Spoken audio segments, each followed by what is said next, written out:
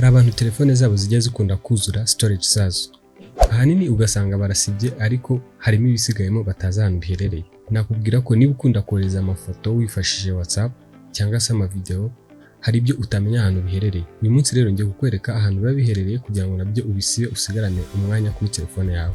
Fata telefone yawe ubundi winjire muri WhatsApp, ugiye muri settings, numara kugera muri settings urakanda hano handitse storage and data, hanyuma ubundi ukande hano handitse manage storage.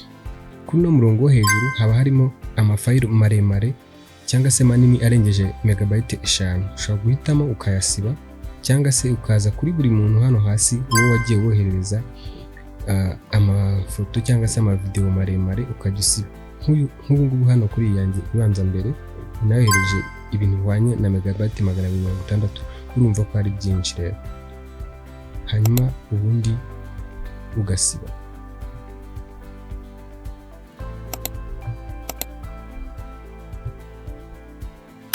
Nkwibutse ko iyo usibye wifashisha ubu buryo ukazisiba muri telefone yawe, umuntu wayohereje iyo atarayisevinga nabwo ntabwo yongera kuyibona. Nkwibutsa kandi ko dufite YouTube channel nayo yitwa RoomZ, ushobora kunyarukirayo ugakora subscribe, nayo ni inkunga ikomeye kugira ngo dukomeze twungurane ubumenyi mu buryo bwagutse. Wakoze kubana natwe, komeza kugira ibihe byiza.